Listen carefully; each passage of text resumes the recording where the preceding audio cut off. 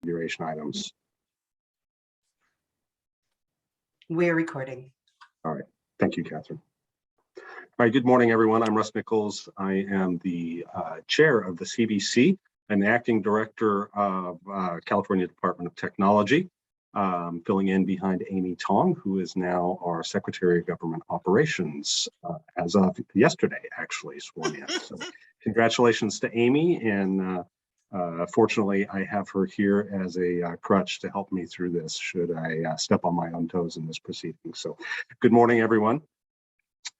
We are using a slightly different format than we have in the past. The only people that will have their cameras on are the council members, and all council members. And when we get to the public comment section of the meeting, anyone that would like to speak will have to use the raise your hand functionality in Zoom, which can be found in the reactions area on the lower bar of the Zoom client that you're using. Raise your hand will recognize you. Our meeting administrator will open up the capability for you to turn on audio and video.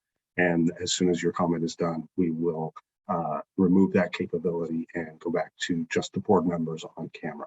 So we appreciate your participation and your understanding with the configuration settings to keep everyone secure and to maintain the sanctity of our meeting. We've had a lot of activity since our last meeting, which was back in October. A significant portion of the state activity connects to the work the council has done in developing and moving the state's Broadband for All action plan forward.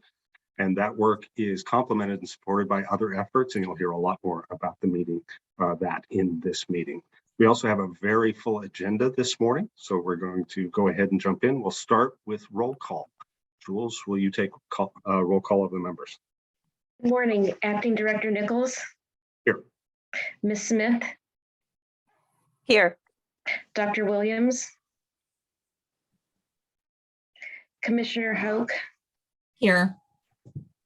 Deputy Director Mitch, I'm having problems this morning. Mitch Medigovich is here. Thank you. Apologies. Mr. Below. Yes, here. Deputy Director Jameson. Present. Deputy Secretary Pepper. Here. Ms. McPeak. Present. Deputy Secretary Flores. Here. Mr. Lucas. I'm here. Ms. Snyder. Here. We do have a quorum, a couple of friendly reminders and a few new items. There is time at the end of the meeting allocated for public comment. Members and presenters, please raise your hand when you'd like to speak so we can unmute you. Presenters, please queue to advance slides and also let Laura know when you are done presenting. And then a new reminder, and this is specifically for those on the phone who are going to want to make public comments. Please email or text CA Broadband Council at state.ca.gov. Again, CA Broadband Council at state.ca.gov with the phone number from which you are calling, indicating that you would like to make a public comment. We'll remind people again about that right before the public comment period. Russ, back to you. All right. Thank you very much, Jules. And just a reminder for the committee members, with the configuration that's in place now, when you would like to make a comment or ask a question, the raise your hand functionality, it'll take just a second for us to turn you on, and then you will be able to proceed with your question or your comment. So thank you very much. At this point, I'll turn the baton over to Amy Tong, and we will then move into the broadband and digital literacy update with Scott Adams. But first, Secretary Tong, the floor is yours. Thank you, Director Nicholas. Thank you, everyone. It's a pleasure to continue to hear and join the council, and perhaps my last one as part of the council as I move towards my new role. But I have no question at all that Director Nicholas was going to carry this council forward with the great support from every single council member. I, on the other hand, get to be an audience that I would still participate, but from an audience seat. And then in my new role of government operations, Department of Technology is part of the portfolio that I support. So rest assured, that I'm still going to be very involved in broadband, not only broadband for all, but as well as the middle mile initiative. So you can't get rid of me just yet. I'm still here. With that, without further ado, Scott Adams. Thank you, Secretary Tom. Appreciate that. Okay, can everyone hear me? Great. Next slide, please.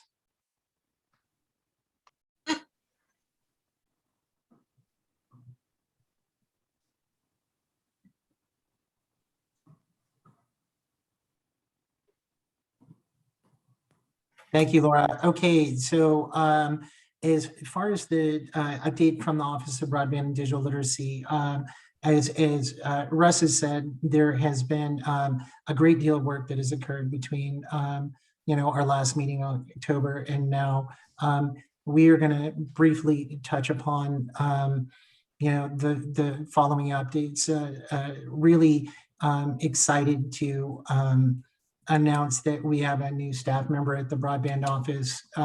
She's a familiar face to many of you, Laura Sasaki, who previously was the broadband program manager at the California State Library, is now working as a broadband initiatives manager for our office, and we're very grateful to have her. You'll get a chance to meet her and hear from her in a presentation at the end of the meeting on the Broadband for All portal.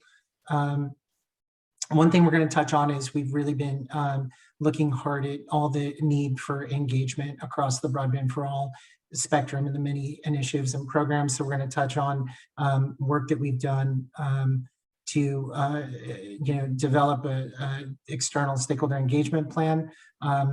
We are going to talk through the work that we have done on the Broadband for All action plan review and revision process, which will have its own separate item. We will go over the NTIA IIJA broadband funding programs, and in there talk about the high level points from the Broadband Council's response to the NTIA's recent request for comment. And then the portal is something that we've been working very diligently on, and Laura is going to demo that. Next slide.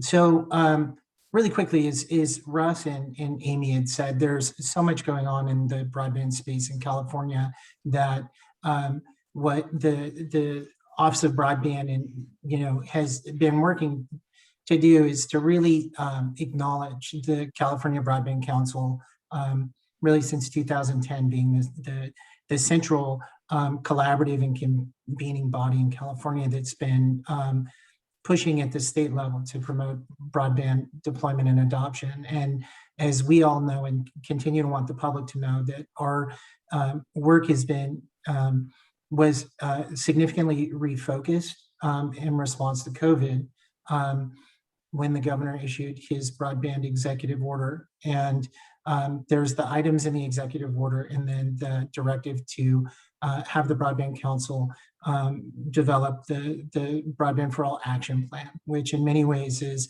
a playbook for the state of California to close the digital divide. It's not complete or comprehensive, but it is a good chunk of work and represents a large part of the state's digital equity focus.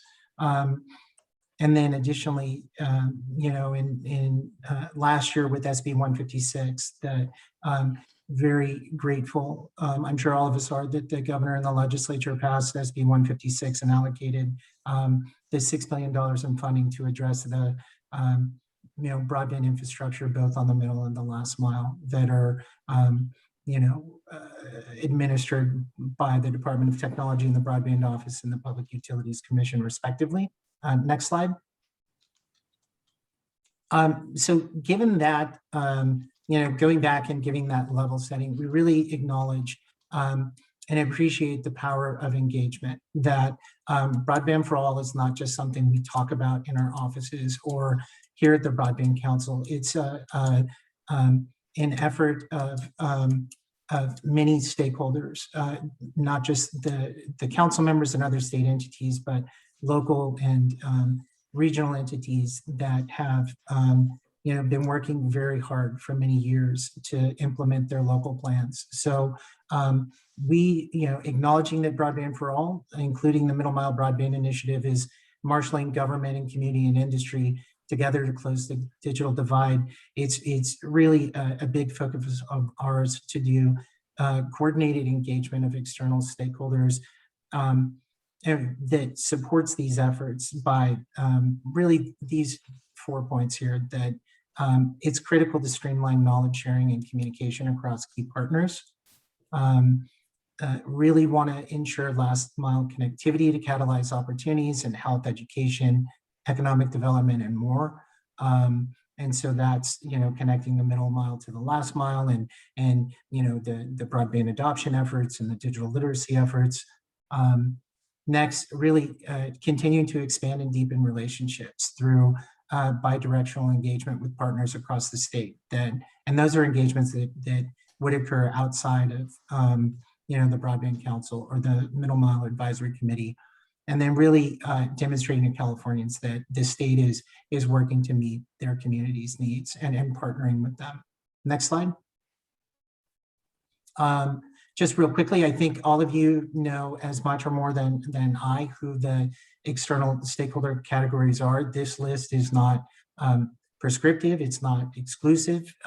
There are many more, but this is an acknowledgement of the partners that we will collectively be working with Broadband Council members and others over the following years to push forward Broadband for All. Next slide. And as far as the approach to the external stakeholder engagement plan, again, we're sketching out a framework and working with other state partners to flesh it out. But we'll continue to get feedback from Broadband Council members. The key principles behind it are just really, we want there to be and understand there needs to be a focus on equity, access, inclusion, and ease of engagement. And meeting folks where they are. Second, having those engagements be, as I said before, both meaningful and bi-directional. And the third principle is broadening Californians' awareness and understanding just of the state's and our partners' broadband equity efforts. And then the 5 core elements of the stakeholder engagement plan is really going to be ongoing engagement with governing and advisory bodies, regular briefings with state legislators and staff, quarterly Broadband for All summits and other convenings to engage the public and local community stakeholders, coordinated engagement with last mile stakeholders on all those efforts with our partners, PUC and others, and then aligned public communication to communicate progress on the middle mile and the Broadband for All, which are underneath our office. And so this plan, again, there's a lot of engagement that's going to occur. We expect to have it complete by sometime this month and begin scheduling those engagement interactions in the very present future. And so I think that's it. I'd like to stop and open up for questions.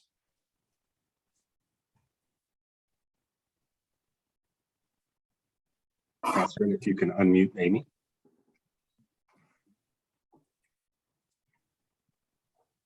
All right, we'll get the hang of this soon.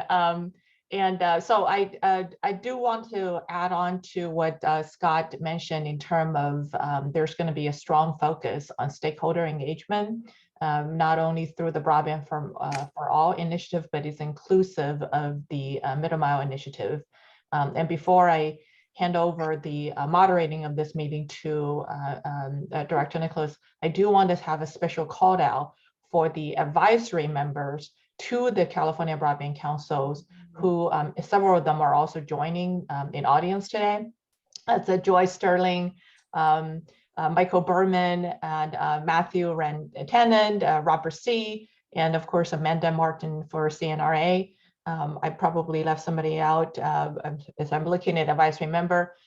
We are taking a lot of the feedback, or of course, stored around, how could I forget that, from GovOp. We are taking a lot of the feedback from these advisory members to the California Broadband Council, and those are really our good channels of communication and input as the council working along with the Middle Mile Advisory Committee to continue to reach out to community. You would only see more and more of these engagement as we get into more and more information not ready to be shared. So with that, I'll hand it to you, Dr. Nicholas. Secretary Tom. All right, just a reminder for the council members to raise your hands if you have questions or comments. And so at this point, do you have any question or comment for Scott on the broadband and digital literacy update he provided? All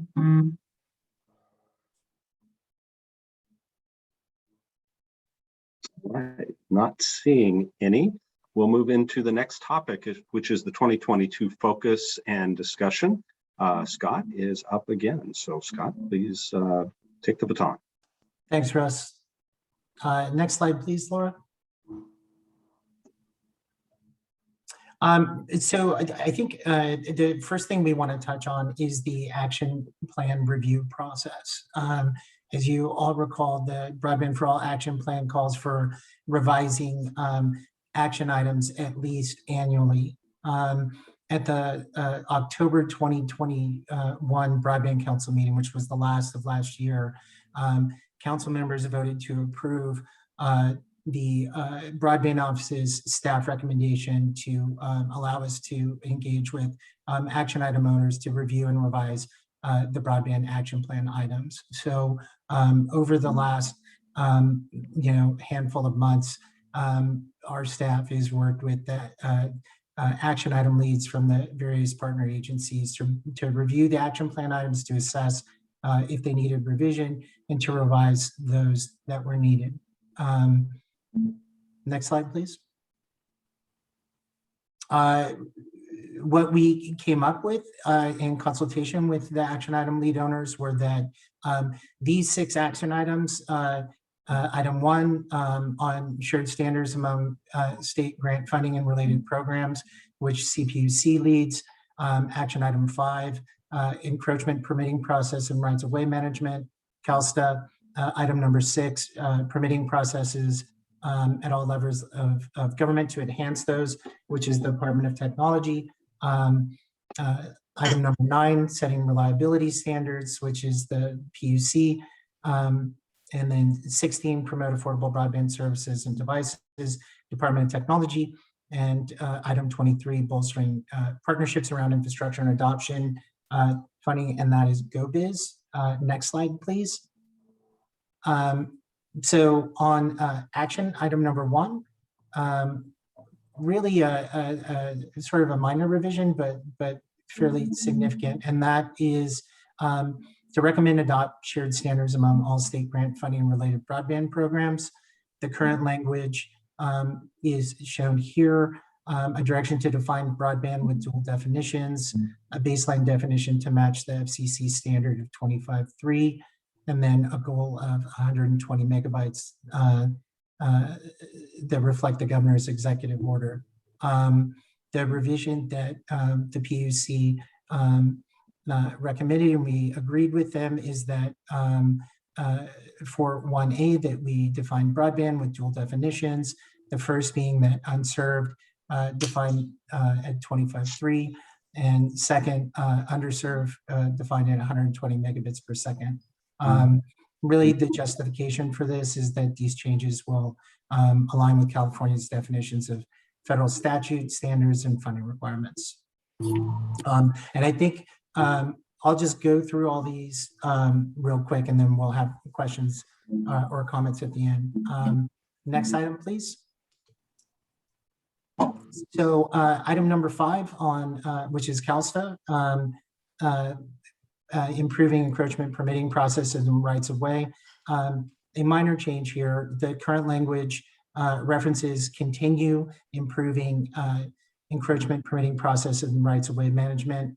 The revision that we discussed with Casf and agree with is that instead of saying continue, it's just improve state encroachment permitting processes and rights of way management.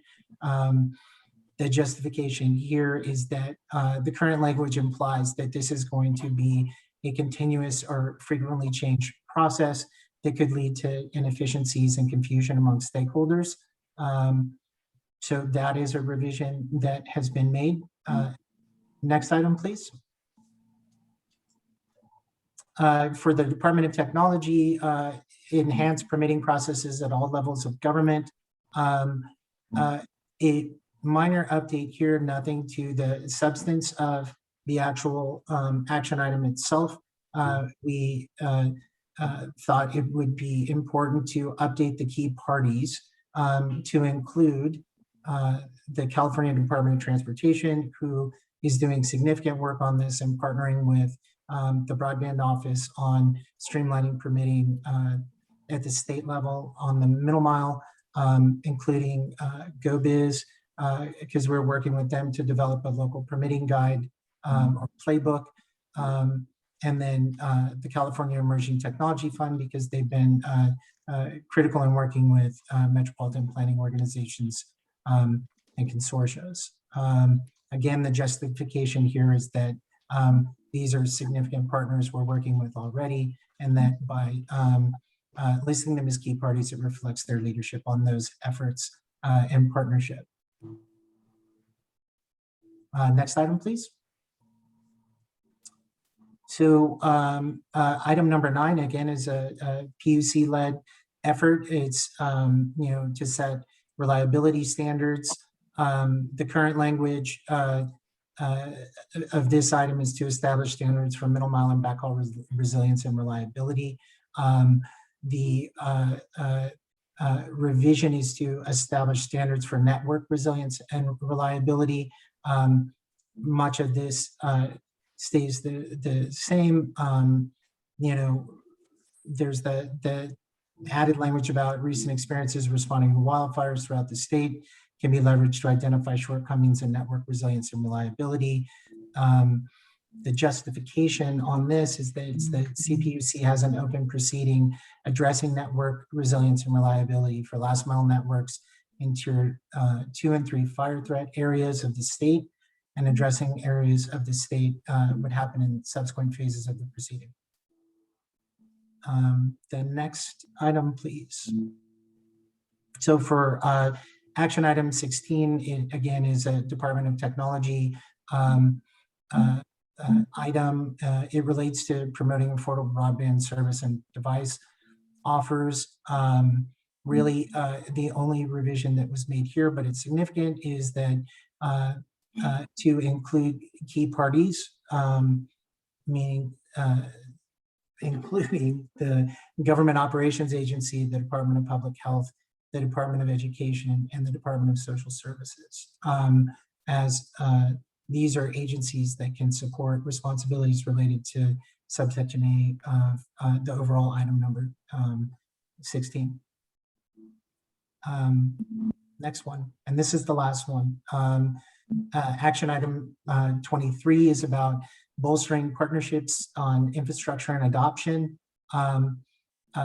We had a really good conversation with GoBiz about this, and thought that it would be meaningful to add an additional role for the planning group called out in this action item.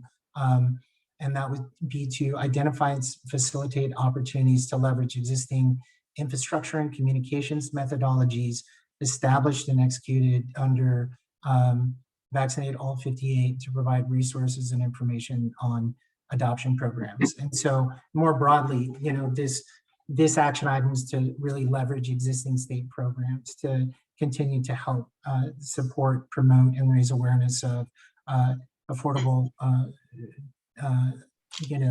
internet service offers and devices, and that just made a whole lot of sense. The other suggestion here was to update key parties to include the Department of Health, the Natural Resources Agency, Cal EPA, and the California Business Consumer Services and Housing Agency.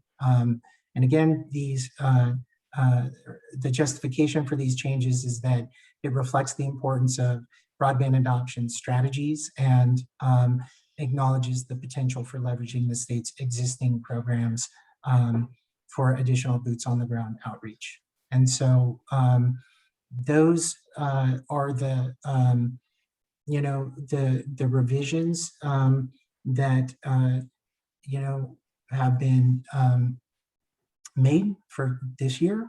And want to move on to the next slide real quickly.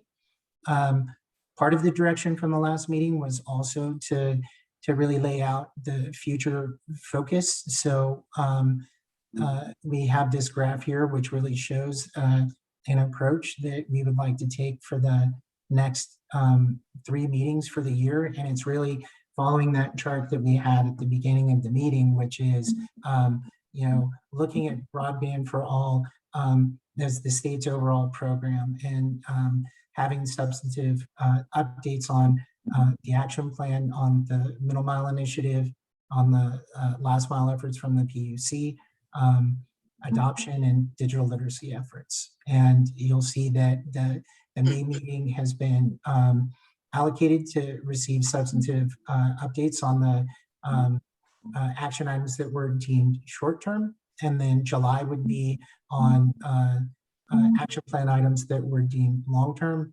and the October meeting would really be, again, taking a look at where we're at and making a recommendation for the following year.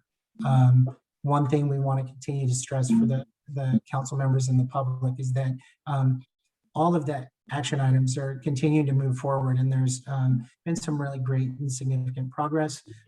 In addition to the Broadband Council meetings, the CDT and our office are having monthly, sometimes twice monthly meetings with action item lead agencies to both track progress and support implementation in any way that we can. And don't want to scoop Laura Sasaki, but she's going to show you a cool tool on the Broadband for All portal where we can share information about this later.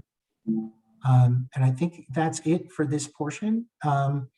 We could stop for questions or comments from the council members. Thank you, Scott. Just a reminder to the council members, if you have questions or comments, the raise your hand button is under reactions, lower right of your Zoom client. Please go ahead and hit that now if you have questions or comments. Scott, thank you for that update. Obviously, a lot of activity, and in the next few presentations, you'll actually see huge investment in the state moving this forward. So, Secretary Tong. Thank you, Director. I actually, by the way, I think as Catherine is managing all of this, she was so proactive, knowing that I was going to speak. It already unmute me prior to raise hand. We should do the same for Sunny. Wait, Sunny just doesn't even have herself muted anymore, so that's good for you, Sunny. I do want to echo the sentiment as I was looking through all of this. My goodness, imagine. Oh wait, let me lower my hand first. Just the amount of input, Scott, you and your team has collected from the various task owner or item owner, as well as the number of entities that have responded that took to heart of this annual update that was the annual update process that was put forward, so that the plan can be kept fluid and up to date. Which was one of the real commitment when the action plan was developed at the end of 2020. And for the council member that were involved, if you recall, it was one of those that, hey, the plan is out there, and typically a plan like this could become easily become stale, especially with, it was also in the midst of dealing with COVID response. So I just want to take a moment to applaud our task owners, and many of you are represented on this council member who took the effort to make this update. And those updates look very, very good. I'm really, really pleased with it. So thank you for that. Thank you, Secretary Tong. And Ms. McPeak, did I saw you nod. I don't know if you had an additional comment or not. I do not. I was just agreeing. Okay, thank you very much. Any other council members have questions or comments for Scott? All right. Thank you, Scott, for staying on top of that and making the constant improvements to help drive this forward and update those items in the action plan. All right, we'll transition now to Mr. Mark Monroe, Deputy Director for Broadband and Middle Mile Initiative, and he'll provide a middle mile update. Mark. Good morning. I'm Mark Monroe. I'm the Deputy Director for the state's Middle Mile Broadband Initiative, and I work with Scott and Laura on this important middle mile component of the broader Broadband for All effort. As most people here are aware, the MMBI project involves developing a network of more than 8,000 miles of middle mile to connect unserved and underserved communities throughout the state. The $3.25 billion in federal funding provided in the 2021 Budget Act is expected to be sufficient to have Caltrans construct approximately 3/4 of the 8,000 mile system, with any shortages addressed through the leasing of existing infrastructure. As most should be aware by now, the federal funds appropriated for the middle mile project must be under contract by December 2024, with the project completed by December 2026. So as a bit of a program update, since I last reported to the Broadband Council, CDT has continued to move forward or move towards the development of the broader system beyond the 18 initial projects that were announced at the Middle Mile Advisory Committee meeting this last November. While Caltrans has begun its pre-construction work, such as planning and design on the 18 initial projects, CDT has also worked with Caltrans to look at broader opportunities throughout the state. CDT has asked Caltrans to look for additional existing transportation projects for planning and construction that are in planning and construction to add fiber to. In the short run, Caltrans has identified more than a dozen potential projects that are expected to be either in construction or expected to be in construction by the summer, to which fiber could be added. And then over the longer term, Caltrans has been looking at which projects that are, again, under the going to go into construction and could be completed within the federal deadlines over the, between now and December of 2026. And they're looking at more than 80 projects that where fiber could be added. CDT is also working with Caltrans on the broader planning efforts ahead of identification of the final system. The two key areas that Caltrans is working on involve environmentally sensitive areas, and then other areas where a number of utilities come together and they've experienced past challenges. And obviously one of the real benefits of using Caltrans here is that they already have done assessment as part of their transportation projects, and they have a solid understanding of where these environmental challenges are, as well as the utility challenges. And so they're also trying to go through and identify the riskiest areas there and get started on those. And then finally, as you know, SB 156 requires an annual status report, and CDT is finalizing that, and that should be coming out soon as well. Next slide. CDT is currently working on finalizing a procurement of fiber and associated materials. We're trying to get ahead of any supply chain risks and competition for fiber as much of the country starts to ramp up its efforts. We want to be able to kind of be at the head of the line and to have purchased the supply of these materials, in particular fiber, in the years to come, so that we will be getting it as we need it for construction projects and don't experience delays due to that. And then I think a lot of people will remember that at the end of this last year, 2021, the PUC approved about 12 Casf projects contingent upon CDT approval. Obviously, these applications were submitted to PUC for funding prior to the administration's MMBI proposal this last year. And so really the process is that we're meeting with the recipients to look at their maps, to look at and see where there's the potential for projects that overlap or don't. We want to obviously move forward with the ones that don't, but also we want to look for opportunities for co-builds and to see where we can partner with the recipients and not duplicate efforts as they move forward with their projects. So CDT has begun meeting with PUC and the recipients to address this. And with that, I'm happy to answer any questions the members might have. All right, thank you, Mark. Just a reminder for the council members, anybody that has questions or comments, please raise your hand and you'll pop up on the screen and we will recognize you, turn on your video or your audio. All right, not seeing any. Thank you very much, Mark. I appreciate that. We will transition now to CPUC Commissioner Hawk to give us an update on the last mile efforts. Commissioner.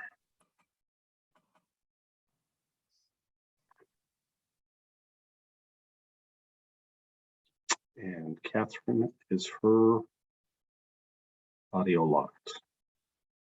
It is. Okay, can you hear me now? There we go. Yes. Okay, great. Thank you. So good morning, everyone. I'm pleased to be here this morning to report on the progress the Commission has made on our last mile program efforts with regards to both some of our new programs created under the Governor's Broadband package and in regards to our legacy CASF programs. So before we get into the slides, I wanted to start by making a few announcements regarding recent actions that the Commission has taken related to the last mile efforts. I'm going to discuss each of these in more detail with the slides, but I think they're important enough where I wanted to highlight them up front. So last week at our February 24th Commission voting meeting, we adopted a local agency and tribal technical assistance program. This program was a part of the Governor's Broadband package from last year and will support last mile efforts. The program provides reimbursement to tribes and local agencies for pre-broadband deployment project costs. We're excited to have these rules established, and we believe increasing the capacity for local agency partners is crucial for success in reaching rural, urban, underserved, and tribal areas. We also just launched a website with program information, and I invite everyone to check that out. There's informational webinars, program guidelines, and other information. After the presentation, we'll put the link in the chat for those of you that want to look at that website. I also want to mention that yesterday we released an amended scoping memo in our CASF rulemaking, and this amended scoping memo presents proposed rule changes for the adoption consortia and broadband public housing accounts, and presents questions for response regarding both the rule changes, the proposed allocations, and the broadband loan loss reserve fund that was established by SB 156. So again, it also puts forth some proposals regarding the CASF fund allocations for the next 3 fiscal years. And again, we're requesting comments on the allocations along with the rule changes and the loan loss reserve fund. The scoping memo includes additional information on how to file comments as well as scheduling. So I encourage you to take a look at the ruling if you haven't already, and to submit comments, either party comments or public comments. And if you have any questions about that, please reach out to our public advisor or my office or staff at the PUC. And then the last announcement before getting into the slides is just that we've scheduled our annual CASF workshop for April 19th. The agenda is still being developed, but we're anticipating presenting on work that we're doing over the last year on the last mile and middle mile on the last mile effort. So I encourage you to join us and save that date for your calendar. Again, that's April 19th. Okay, and if you can go to the next slide. Commissioner Hawk, I apologize if I can interrupt you for just a moment. Mr. Medovich from sorry. Sorry, Mitch, I'm going to mess up your name now. I've got it in my head. Had his hand up, and I think I missed it at the end of Mr. Monroe's presentation. Go ahead, Mitch.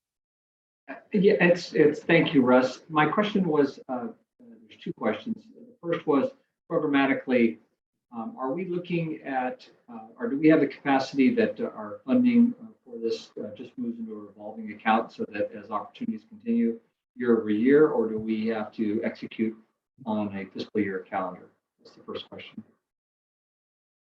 So in terms of the appropriation, that the legislature's appropriation of the 3.25 billion, it's a little unusual in that it actually has a period of availability that is consistent with the federal guidelines in the budget. You can always tailor those. There's kind of a standard period of availability. So we don't have to do anything more than, the 3.25 billion was all appropriated in the 2021 Budget Act. There are other components of the broader $6 billion package that I think were earmarked for, it's a bad word to use, but yeah, identified for years 2 and 3. But yeah, in terms of the middle mile initiative, all of that funding has been appropriated, and so we can use it over the period allowed by the federal government. Thank you. That clears that up. And the second question I had was, do we have a directed middle mile plan, like objectively, or are we moving towards targets of opportunity based on those Caltrans projects that were being laid, and we're just doing those in conjunction on those functional areas, or how are we evaluating prioritization for the middle mile projects that you're working? Yeah, no, absolutely. And so SB 156 certainly does specify a number of priorities. I think the ones that everybody really wants to focus on are the underserved and the unserved and underserved communities throughout the state. That is the equity lens that we're really trying to solve for here. There are a number of communities that just don't have access or don't have affordable access, and we're trying to solve for that. So when this proposal was put together, the PUC had worked with the telecom companies to identify where there were gaps, where the unserved and unserved populations were throughout the state, and then worked with Caltrans to come up with an initial map of how one would connect those communities using the state highway. And that's really the genesis of this. So that was kind of the initial plan. This last fall, pursuant to SB 156, the Public Utilities Commission went through a process that I think Commissioner Houck was going to talk us through a bit here, where they went through a public process to kind of refine that, get comments on that map, and then this past December they had provided, we had published a kind of a map that is very similar to the map that was produced last spring, but it's got public comment added to it, and so that really serves as the initial map that we're building off of, and so. We're in a process now that we have that map out there where we're working with Golden State Net, our third-party administrator, to really develop the broader system.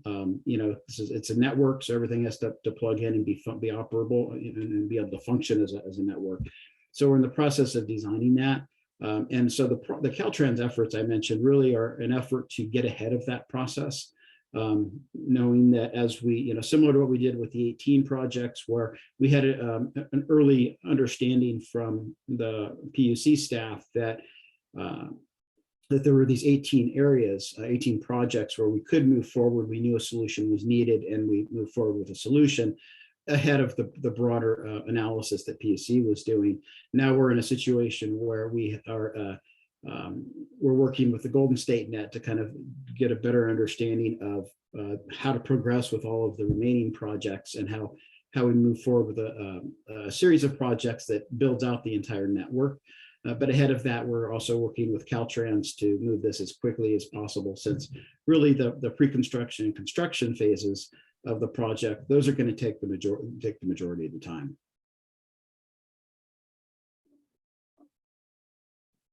Okay, thank you very much. I appreciate that. And Mitch gave you the thumbs up, so addressed his question there. Again, with the new configuration, to be unmuted, people have to request that. So the thumbs up response is greatly appreciated, Mitch. Thank you. All right, with that, Commissioner Hawk, I apologize for the interruption there, and we'll let you continue your presentation. We have an additional hand being raised, Mason Carroll. Mason, go ahead.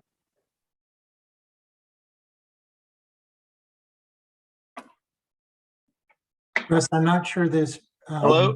Nope. Hello, I'm it's sorry. Mason. Can you hear me?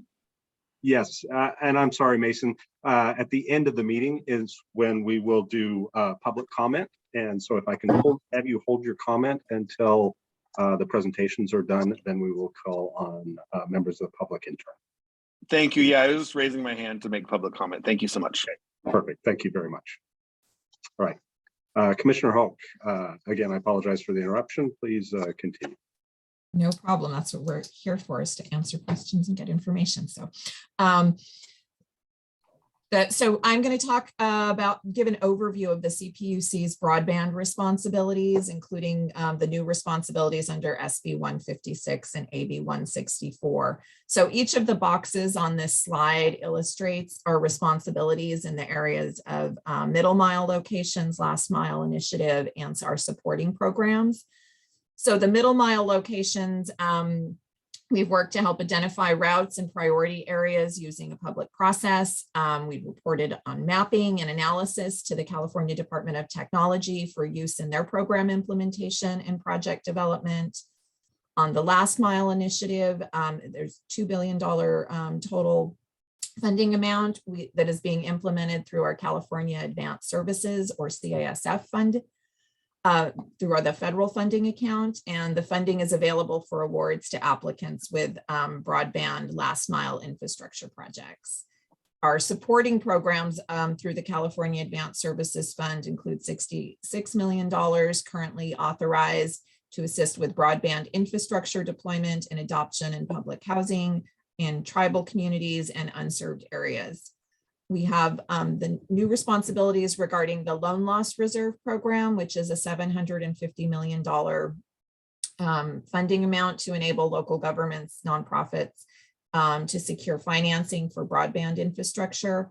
And then we have our Technical Assistance Program, which is $50 million of funding to help local governments and tribes for broadband infrastructure investments.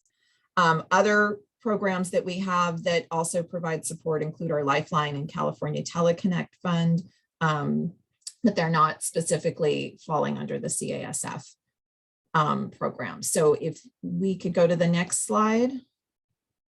So I'm briefly going to talk about our middle mile efforts and expand a little bit on what the PUC has specifically done. Mark did a great job talking about the efforts overall, but what the CPUC has done is the timeline is here. July 2021, SB 156 and AB 164 became law. Between August and October of last year, we focused on the public comment process through our Broadband for All proceeding. SB 156 gave us 90 days for public comment, and we were able to meet that goal and get the information back within that time frame. The Broadband for All proceeding, then we collected and analyzed all of the additional data requests and the public comments that we received. We issued determinations that we concurred with the initial project locations. And then in December of last year through January of this year, in coordination with CDT, we released additional analysis, maps, and data. And this included the public comment map that Mark had mentioned, locations without broadband access at 25 megabits per second download and 3 megabits per second upload, and then Caltrans scheduled project maps. And then we've been working on the remaining analysis in coordination with the Department of Technology, and we anticipate that that analysis is going to be released through our Broadband for All proceeding sometime later this month. And then through 2023 and 2024, we anticipate updating locations as needed. And again, this was done through a formal public process in our broadband infrastructure deployment proceeding, which is rulemaking 2009-001. President Reynolds is the lead commissioner on that proceeding and my Bagley Keene partner between the two proceedings with the last mile and middle mile efforts. So we can go to the next slide. So this slide presents the timeline and efforts that are being done with the technical assistance program, which has a budget allocated of $50 million and applies to tribes and local governments to facilitate deployment of last mile broadband infrastructure projects by providing reimbursement for technical assistance, pre-project development cost. And again, this slide has the timeline, and the red dot shows where we are right now. So again, law went into effect in July of 2021. In September through October of last year, we issued a staff proposal with program rules. We took opening comments that were due on September 30th, reply comments October 13th. We then analyzed the stakeholder comments and drafted a proposed decision with the program rules. The technical assistance proposed decision was released on January 21st. And then we took comments on that proposed decision that were due February 25th. And then we adopted the decision again at our last meeting on February 24th. We intend to meet and do outreach with local governments and tribes in March and April of this year. And then we expect to start accepting applications to award funding between May and December. And I know that's a huge time frame, and we fully intend to accept applications on the sooner end of that time frame, but we do want to do the outreach in March and April and make sure we're ready to go, and those applications will be accepted on a rolling basis. And again, this was done through our CASF rulemaking proceeding, which is R2008-021, and that information is there at the bottom of the slide. So if we could go to the next slide. So our last mile initiative timeframe. So this is the allocation of $2 billion in federal ARPA funds to connect unserved and underserved communities to last mile broadband service through the federal funding account. And again, we've got a very ambitious timeframe as required by federal rules. And we're addressing creation of this account again through our Broadband for All rulemaking, which again is listed at the bottom, R2009-001. And we released several rulings soliciting public feedback on the proposed last mile funding through this proceeding. A final proposal concerning program rules and funding distribution is anticipated to be released later this month, and we expect to open cycles accepting applications around June of this year through the end of this year. And so then walking through this time frame again in August and September, we developed program rules proposal. We rescoped the broadband infrastructure deployment proceeding and assigned resources to program development and implementation. There was an interim report to the U.S. Treasury Department, and the Treasury released capital project fund allocations. In October through December of last year, we released a ruling with program rules proposal and allocations for public comment. Stakeholder opening comments were due November 15th on the program rules, and reply comments were due on December 15th for the funding allocations. In the January to March timeframe, the U.S. Treasury Department released a final program spending guidelines. We reviewed the public comments and finalized program rules and released a proposed decision on the program rules. The April to June timeframe, we anticipate that we'll be able to adopt the final decision, begin accepting applications from providers to review for alignment with program rules and policy objectives. There's a second quarterly report to the U.S. Treasury, and then the July-December timeframe, we expect to award funding to applicants, and then ongoing reporting will occur with the U.S. Treasury Department. Go ahead to the next slide. So this is the California Advanced Services timeline. And so in addition to the broadband funding allocated in last year's budget through AB 14 and SB 4, the funding was extended for the California Advanced Services Fund infrastructure, public housing, adoption, and consortia accounts. In December, we acted on the outstanding CASF infrastructure applications. And since then, we've turned our attention to developing draft program rules for other CASF legacy accounts, including the public housing account, adoption account, and consortia account. These proposals were included in the amended scoping memo that I mentioned earlier. And this ruling also included an amended proceeding schedule for receiving comment on the proposals. So again, it's important for us to hear from stakeholders, and we really encourage you to submit responses to the questions presented in the ruling. And again, we've set an ambitious schedule here, targeting a proposed decision, issuing in time to open a new application cycle for these accounts in July of this year. So again, as I mentioned, in addition to these legacy account rule change proposals, our amended scoping memo and the CASF rulemaking provides proposed allocations for the overall CASF program, which may be distributed across the sub-accounts in fiscal years 22-23, 23-24, and 24-25. The calculation of the proposed allocations for the upcoming fiscal year began with the historical fund allocations, and staff proposes to increase these historical funds for the broadband public housing account, the adoption account, and the consortia account in the subsequent years. We note that these increases are intended to address the expanded eligibility criteria and expanded scope of reimbursable cost for these programs that were either required by the 2021 broadband bills or that may be necessary to fulfill the requirements of these bills. And let's see. So again, we are currently taking comments and have detailed information in the ruling, and just really want to encourage stakeholder feedback, because that is going to be critical for us in making our final decisions on these important programs. So I'd like to go to the next slide. So last year's budget also created a new state-funded loan loss reserve program to assist local governments in deploying public networks, with the goal of expanding the ability to secure financing to build broadband infrastructure. We began soliciting feedback from stakeholders prior to issuing this ruling, and then the ruling that was issued yesterday has more specific questions that we're looking for feedback on.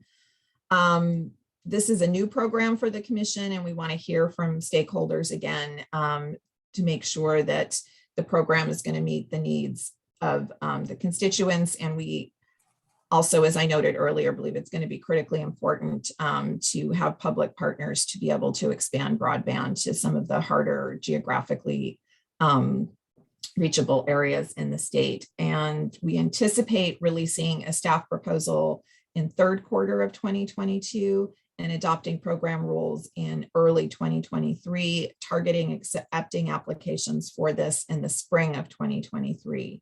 The funding here comes from the general fund rather than the federal funding, so we have a little bit more flexibility on the timing. Again, this is the timeline showing where we're at, which is where the red dot is. July 2021 is,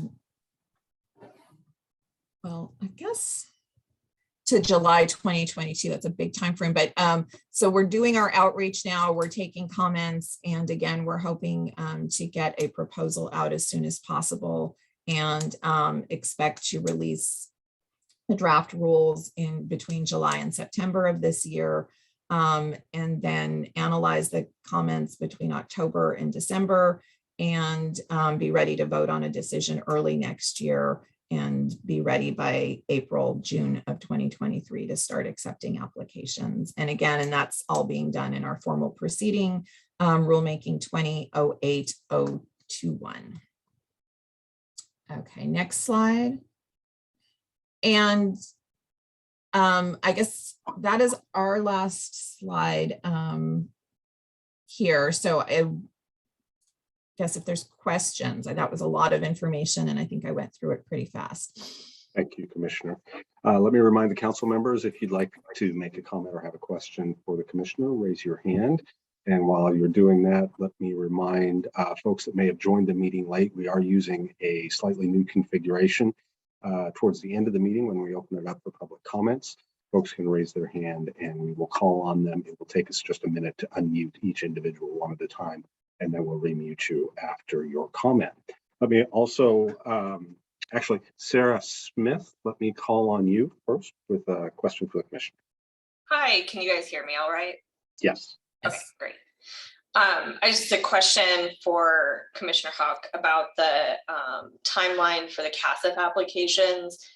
I know that you kind of mentioned that it seems like it's a longer period of time between the passage of the bills last year and rolling out applications. Do you guys have, I know you're in the process of allocating funds that were authorized under 4 and 14. Do you guys have an estimate of when the next round of infrastructure grant money will be available under 4 and 14?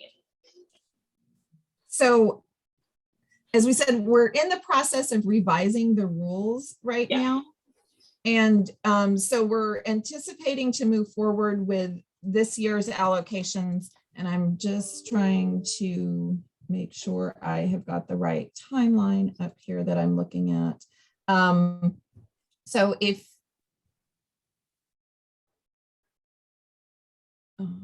so maybe I can rephrase my question a little bit differently, which is, are this year's applications being done under the legacy program because you guys are in the process of revising the rules? And then probably next year's will be 4 and 14 or?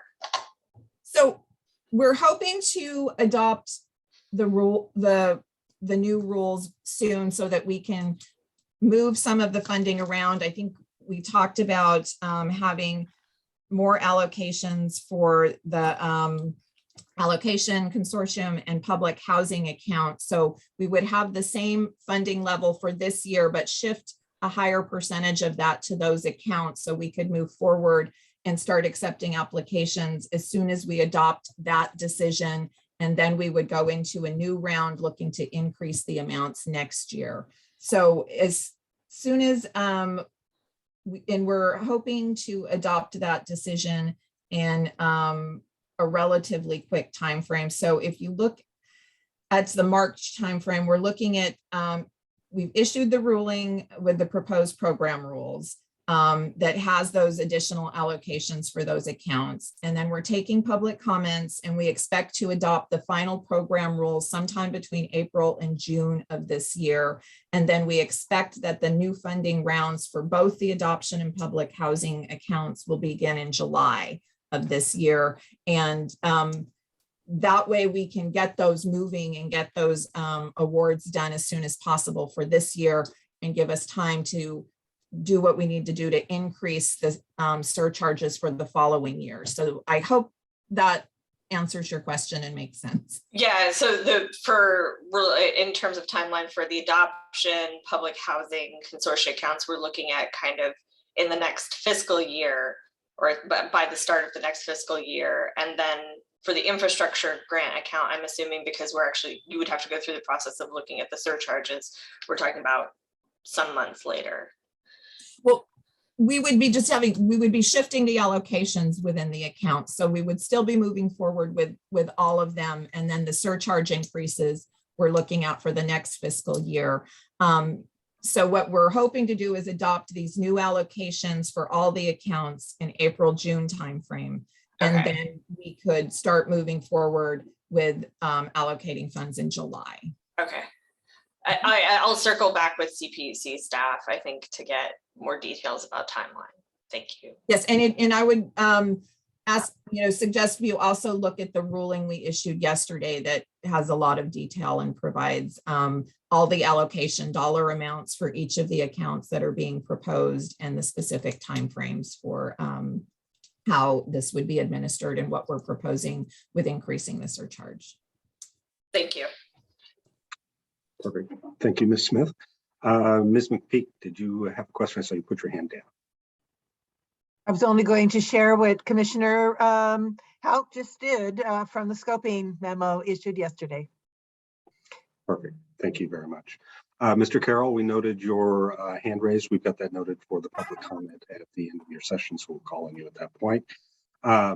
I would like to remind everyone we still have 3 agenda items, so we are a bit pressed for time, but we'll move through that.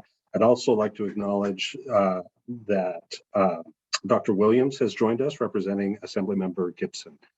He was not able to join at the very beginning of the meeting, but has subsequently joined. With that, let me transition to President and CEO of the California Emerging Technology Fund, Sunny Wright McPeak, and she will provide an update on the Affordable Connectivity Plan. Sunny. Thank you, Chair Nichols, and welcome. And thank you to Secretary Tong. Let me say that again, Secretary Tong, for having last meeting said we really needed to focus on the affordability question, as has the administration for vaccines. This is actually item 16, primarily item 16 in the action plan. And we're grateful that today the scope of that, of the key partners was expanded today. So if we go to next slide, I want to provide you an overview of the Affordable Connectivity Program. Let's change the slide. I think it's coming up. Is that true for everybody? Thank you. I am actually going to be joined today by our Senior Vice President, whom I'll introduce in just a moment. Our purpose in bringing today this report is an update on the action plan, but also to focus on the California Broadband Council continuing to provide the leadership to address affordability and to take advantage of the federal program called Affordable Connectivity Program that has now replaced the Emergency Broadband Benefit Program. We want to focus on 3 things, which is assessing the magnitude and need and the opportunity for California. Proposed to set a goal on the digital divide being closed in the next 3 years. That matches the timeframe that Mark Monroe addressed, that Commissioner Houck just focused on, and then to support and enhance strategies that are already in our Broadband for All action plan. So just for a moment, the magnitude of the opportunity is that according to the University of Southern California, we have over 5 million households in California eligible for the Affordable Connectivity Program, ACP. What we know is that the federal government has appropriated $14.2 billion for ACP. Now, if we were looking at just California's fair share, which is usually 15% of any federal dollars for poor households, since we have 15% of all low-income households in the nation live in California, our fair share would be 2.1 billion. However, as you're going to hear from Susan Walters in just a moment, the federal program of 14.2 billion, if just those who were enrolled in EBB and they get rolled over into automatically ACP were to receive their subsidy, it would last only 4 years. All of this is intended to have a sense of urgency for those of us in California to get to a greater number of the 5 million households who are eligible. So if we look at achieving qualitative goal of universal adoption, and Assembly Member Eduardo Garcia just introduced AB 2751. So we looked at those targets for signing up eligible households. Assembly Member Garcia in that bill proposes 90% of eligible households of the 5 million by the 1st of 2024, and 95% of those households by January of 2027. So that would be getting to 4.5 million households by 2024. And then we want to engage all state agencies, including those who were just added as key partners to item 16, and deliver a continuing back to the California Broadband Council on a quarterly basis. The pace that Scott Adams is setting, as Amy has observed, is really essential for us to make sure we're holding ourselves accountable. So if we go to the next slide, I just want to introduce my colleague, Susan Walters. She is going to talk about the program that actually is illustrative of why we can get this done in California. And she will tell you everything about the ACP program that you ever wanted to know. Susan has been our senior VP from day one. She oversees all of our adoptions, and she is the key partner in working in LA County for the last few months. Susan Walters. And Catherine, you may need to still unmute Ms. Walters.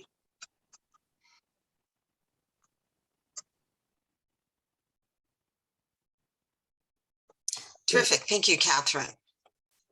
All right. As Sunny mentioned, the Affordable Connectivity Program, began in January. It provides $30 a month, just so everybody is aware.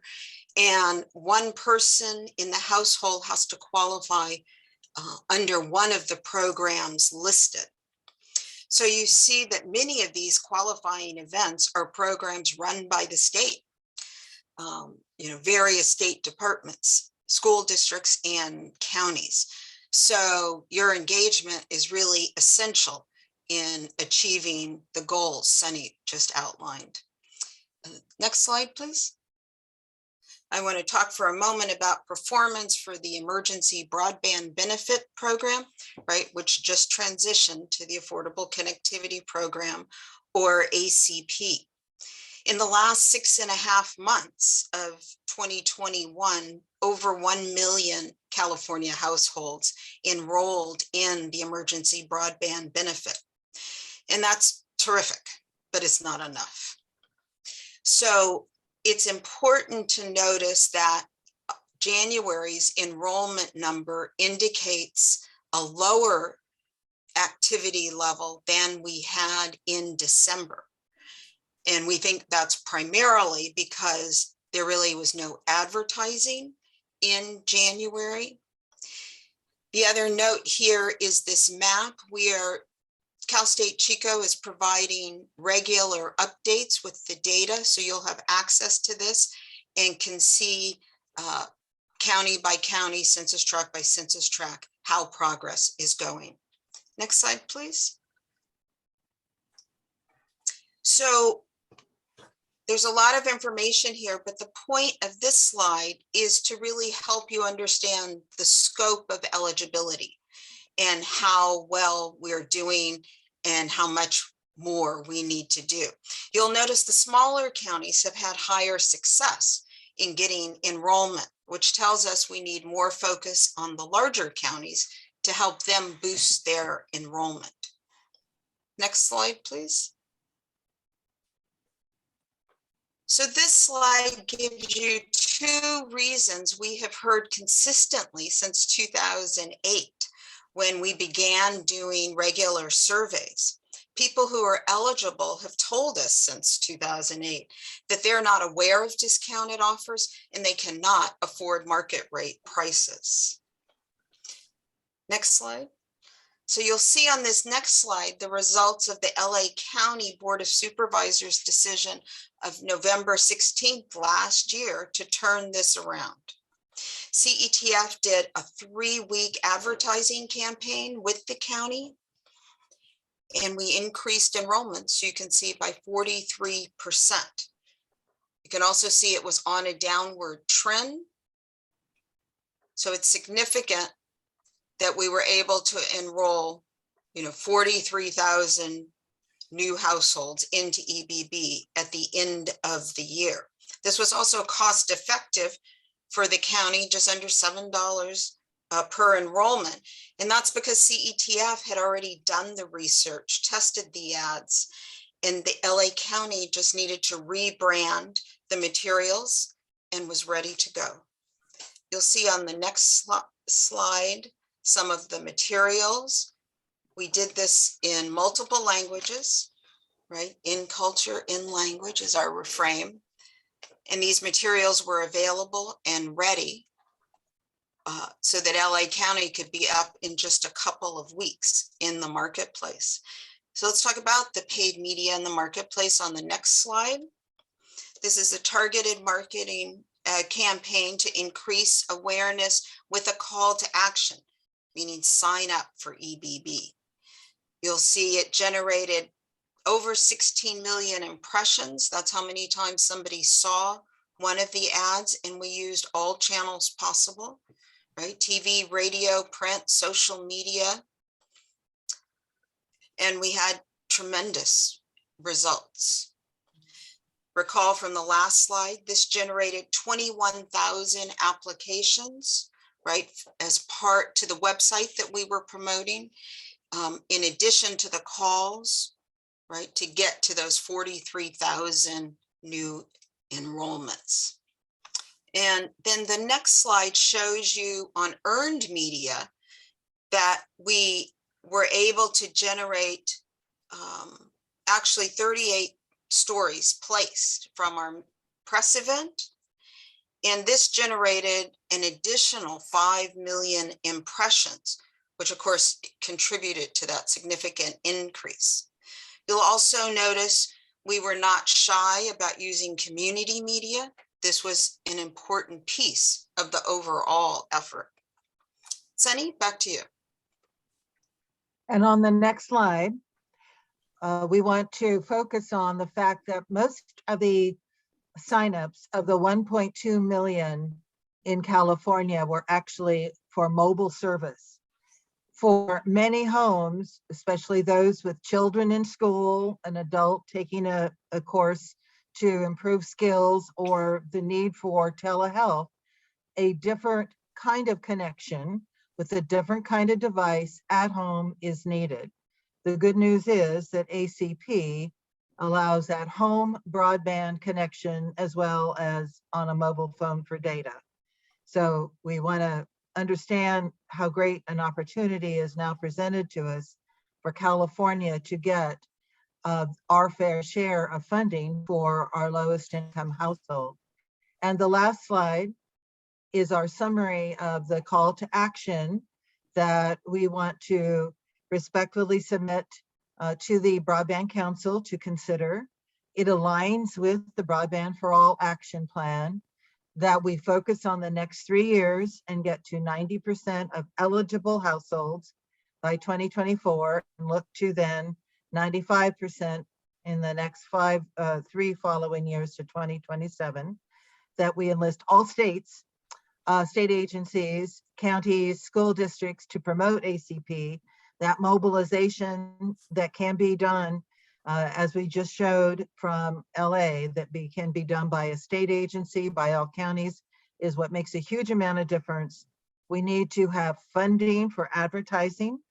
It can be fairly modest to get a pretty big impact. We want to invite the ISPs to contribute to the public funding of that advertising, that we look to the new resources that you will hear about from Scott, that the federal government has available, but to engage community-based organizations as long-time experienced with a track record digital navigators to assist households who need help to sign up for ACP with performance metrics. We need to have performance metrics inserted here in terms of households we sign up, and that we continue to work together for making all of these goals, hitting the mark, and providing quarterly reports to the Broadband Council. That concludes our presentation, Chair Nichols. Thank you. Laura, could you bring the slides back up? There's one more slide. All right. Thank you. And let me remind all of the members of the council, raise your hands if you have questions. I'm sorry, Russ, there's one more slide after this. And I think this next slide, the next slide is to remind us all the work that was done by the Broadband Council for EBB and promotion in the past. But Scott, you're going to do this slide. Well, yeah, it's more just complimentary, like we discussed, Sunny, and that is, yes, want to acknowledge the past effort that a number of members of the Broadband Council and partner agencies have done, including the Department of Education, the libraries, GoBiz, have really worked to promote the emergency broadband benefit via webinars and distributing materials, and that total alignment and agreement with you that this work needs to be leveraged and expanded to promote the Affordable Connectivity Program, because that's a $14 billion program that, unlike EBB, which was temporary in response to COVID, this is potentially a 3 to 5 year program that can provide a sustained subsidy to, support adoption rates, really hit the affordability, problem for a lot of the unserved, populations. I do want to say that just in the wake of our last meeting, we did meet with the Government Operations Agency and other departments to do the, begin the work of action item 16, which is, how can we leverage and integrate, information about EBB and ACP into existing programs. There's some lag time there because of the transition from EBB to ACP, but really great conversations and opportunities and gaps identified that are going to be the opportunities leveraged and the gaps addressed in 2022. As you mentioned, that will be sort of mentioned in the next presentation after the members comment on this. But so spot on, and appreciate your CTF's and other council members' leadership and just focus on adoption and affordability as critical parts of the Broadband for All program, and how essential it is for us to consistently and persistently at a micro level, in language, work with partners to, address this issue. So I will stop there. I'm sorry, but really excited about this program and the opportunity it presents for Broadband for All in California. Thank you, Mr. Adams. We'll go to Ms. Walters and then to Secretary Tom. Okay, just really quickly, I hope I'm not stealing anybody's thunder, but the GovOps folks, just as an example of what's coming in 2022, they have a team of canvassers, almost is what I would call them, folks who are going door to door in neighborhoods that have lower vaccine rates, right, to address questions about COVID.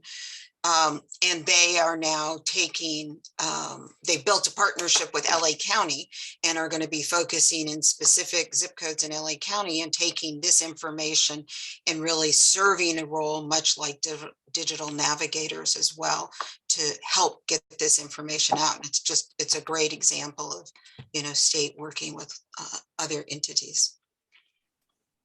Thank you. Secretary Tom. Yes, thank you. Just I want to echo the, how amazing the work and really appreciate the very thorough presentation, Ms. McPeak and Ms. Walters. To Scott's point, this is one of the remaining item. Remaining item as in not like I'm walking away from broadband, but I think it's one of the key item that was raised last year, and really see the progress that's already being made this year in the first meeting of 2022, but also wanted to support that this needs to be continue to be accelerated for the fact that this is the A through Z, and I always say it, right, as Ms. McPeak knows this, that you could focusing on getting the network built, getting the last mile connected, but if we ultimately do not have a good, robust program to help people adopt in a way that they could, as well as in affordable manners, then all of the work getting up to that point, it doesn't still serving the household that needs the connectivity. So I just want to continue to lay out this big picture and really encourage the California Broadband Council to continue to be the champion of this adoption at the end, because there's a good focus on the middle mile, very good focus on the last mile, thanks to CPUC, but we need an advocate and continue to put this on top of people's agenda. That adoption, that outreach, that really going out, knocking on the doors if it needed to be, to help people to understand there are programs to help them is something that we really need to make it into a campaign approach. And I just, in my role in GovOp and whatever we can do there from a supporting aspect to help amplify this, please do let us know. And I'm really, really excited about this as well. Yeah. Hey, Russ, I don't mean to put anyone on the spot, but I'm wondering if our partners from the library or CDE, we all participated on a panel, and I had meetings with them or monthly check-ins. I know they've got some cool plans in the immediate and near future. Mr. Lucas or Mr. Below, if you guys want to share those, or if you don't mind, I'm happy to speak to those. Catherine, if you could unmute Mr. Lucas, it looks like he has comment.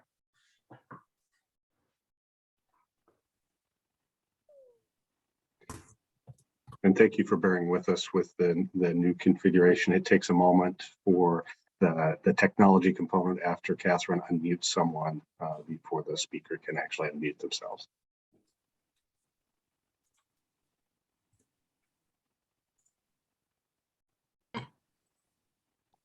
Mr. Lucas, can you please raise your hand so I can find you? It's Greg L.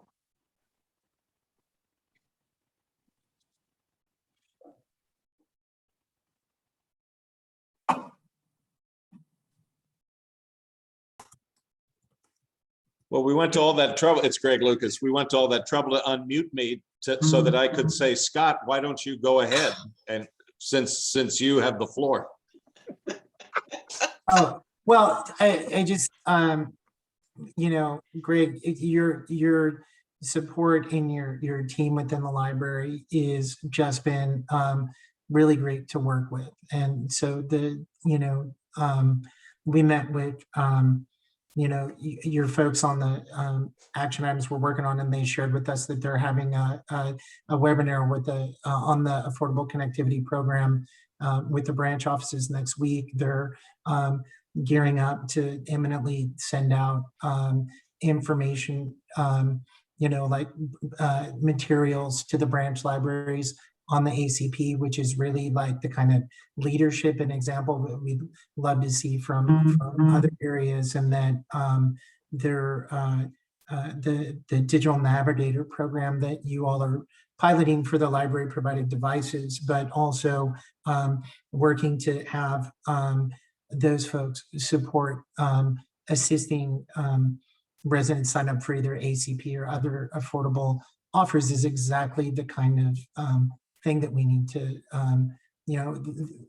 find capacity for at a bigger level across the state. So just wanted to commend you and your team for really leaning into that.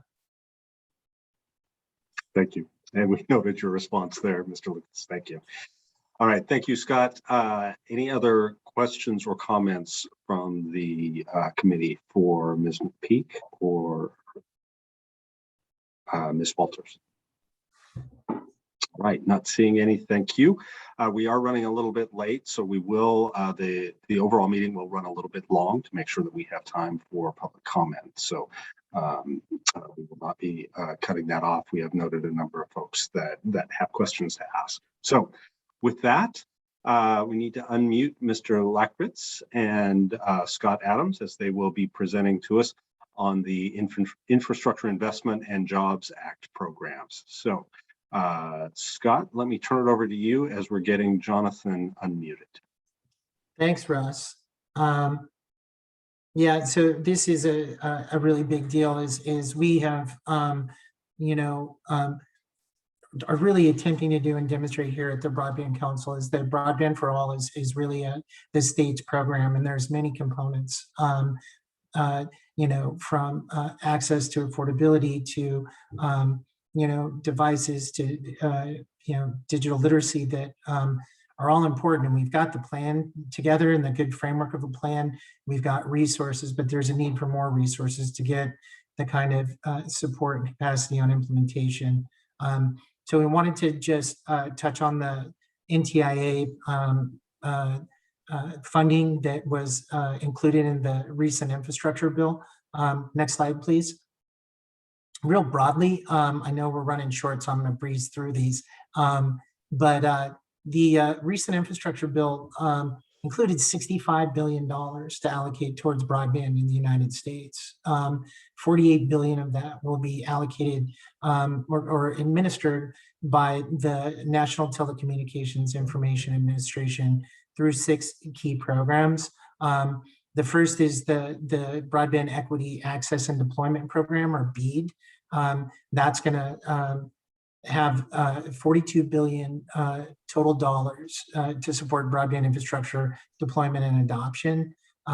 California is anticipated to get an initial allocation of $100 million, and then further funding amounts will be determined, by granular, mapping data that Jonathan can speak to at the,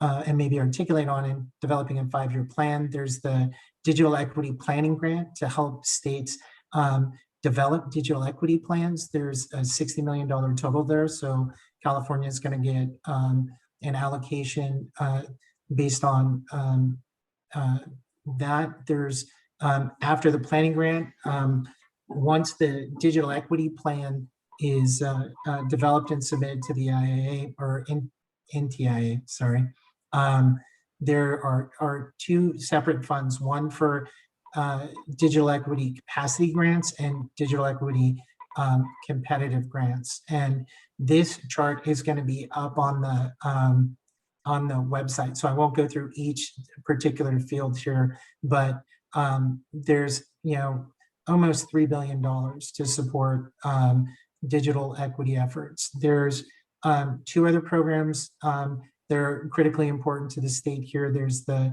Enabling Middle Mile Broadband Infrastructure that really, would go a long way to, or not a long way, but could be used to augment the state's current middle mile initiative. And then the additional $2 billion for the Tribal Broadband Connectivity Program, which, California, very committed to ensuring that all of our, tribal nations and governments have the broadband capacity that they need. So next slide. Given how important this is, wanted to really commend and recognize the Broadband Council. You all very quickly contributed to the Broadband Council responding to the NTIA's request for comment on the implementation of these programs. Over 550 entities in the nation commented on that, but I think California and the Broadband Council demonstrated your leadership on this. For the public, wanted to share the real 6 high-level points that we stress to the NTIA is that their program should support comprehensive data collection and rely on existing state investments in mapping and data analysis. The CPUC has done a great job helping put California ahead of the game, and we would prefer to have California's data help determine our allocation. The next bullet is really that NTI program should include upfront funding for state staffing and system development and planning stages. The next is that an acknowledgement that any NTIA funded projects will benefit from meaningful community engagement and stakeholder input. We also collectively stress that NTIA should acknowledge the value of a state's existing efforts and programs and ongoing community and public input. So, when we look at this, we talk about California's Broadband for All program. That's really, the executive order, the action plan, the initiatives called out in SB 156 in the budget. Those really are a comprehensive plan. And so those, in addition to the work that's done at the local level, need to be considered as we develop our 5-year plan and our digital equity plan. The last 2 points are just really stressing that programs should support inclusion of small and unique entities to create opportunity and competition, and that projects should meet a robust set of minimum requirements for performance, reliability, affordability, and digital equity. And so again, Broadband Council, thanks for your collective action on weighing in. Your voice collectively makes a big impact. And now I'm going to hand it over to my colleague, Jonathan Lackritz at the PUC, to speak to their aligning and concurrent comments with the Broadband Councils. Jonathan? Thank you, Scott. Hello, I'm Jonathan Lackritz, the branch. Thank you for advancing the slide. Hello, I'm Jonathan Lackritz, the branch manager of the group implementing the Broadband Investment Act at the CPUC. I'm going to speak about the comments the CPUC filed. These comments focus on the broadband equity, access, and deployment, or BEAD funding, as Scott mentioned earlier, and complement the California Broadband Council comments. We appreciated the opportunity to collaborate with CDT and the other Broadband Council members on the comments. I will summarize the CPUC's recommendations that we made to help guide the NTIA in distributing the BEAD funding. First, regarding mapping, as Scott said, we encourage that the NTIA should fund broadband data and mapping and require broadband data collection to comply with the new Federal Communications Commission's new broadband data and mapping protocols. We encourage the NTIA to recognize and reflect in allocating funds the local factors drive the cost of new broadband infrastructure, noting that in California, there are a particular large number of high-cost areas. The NTIA should fund network investments that support resiliency, similar to the leadership that California has taken to improve resiliency in high-threat zones subject to wildfire and other natural disasters. We encourage the NTIA to give funding incentives to broadband programs that integrate infrastructure and digital equity to make broadband accessible to all. And finally, the CPUC urged that precision agriculture should be eligible for funding. This concludes my summary of the CPUC comments, and I'm available to answer any questions. Thank you. Thanks, Thank you, Jonathan. Thank you, Jonathan. There's one more slide here, Russ, before we go to comments. Really, because I know top of mind for the council members and the folks watching are, what are the timelines and next steps? So things are still evolving and being developed, but on the BEAD program, where there's the most significant amount of funding, we expect that the notice of funding opportunity will be out in May or June. I actually think it might have been pegged for June 8th. Some of the dependencies are that the state will need to file a letter of intent and then submit a 5-year action plan on the digital equity planning grant. Again, anticipate the NOFO in June. And again, the state must designate a digital equity entity and submit a letter of intent. Both the capacity and competitive grants will follow the completion of those plans. And then we're tracking, because we know that the council members are really interested in this, that both on the Enabling Middle Mile Broadband Infrastructure Program and the Travel Connectivity Program, those are to be determined, but we will keep you posted as more details and information come about. So that is the end of our presentation on this. Thank you, both Scott and Jonathan. Any comments or questions from members of the council? Remember that you'll have to raise your hand to be recognized. Sarah Smith, you have your hand up. Catherine, if you can unmute her, please. Go ahead, Sarah. Yes, so I just, for a point of clarification, because I noted that there were kind of two different presentations on NTIA comments.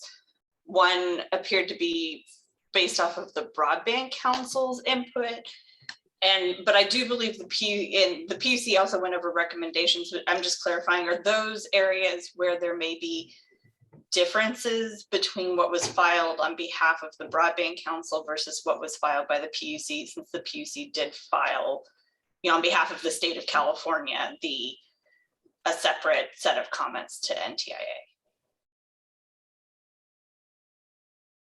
was the summary of the PUC's positions or their recommendations kind of those items that differed? I guess what I'm asking, since there's two different set of comments that were submitted for California. Sure, I can start. This is Jonathan. I'm happy to clarify, and Scott, feel free to add to it. The PUC's comments, I believe, complement the Broadband Council's comments, and I summarized the key points that our agency raised in comments, in the comments that we filed with the NTIA. But I believe that the comments are complementary to each other and stress the overall path we're taking in California with this historic investment in broadband. Thank you. Thank you. Commissioner Hawk. Yes, and I just want to reiterate what Jonathan said. I think we worked closely with the Department of Technology and looking at the comments, so they were complementary. I also just really briefly wanted to go back to Sarah's earlier question about the infrastructure and just make sure that I was clear that there's two infrastructure avenues that we're dealing with. One is in our Broadband for All proceeding that's dealing with the $2 billion federal funding. And that timeline set out in the slide on Last Mile Initiative. And we are looking to start allocating funds, hopefully in July, and that decision should be coming out very soon.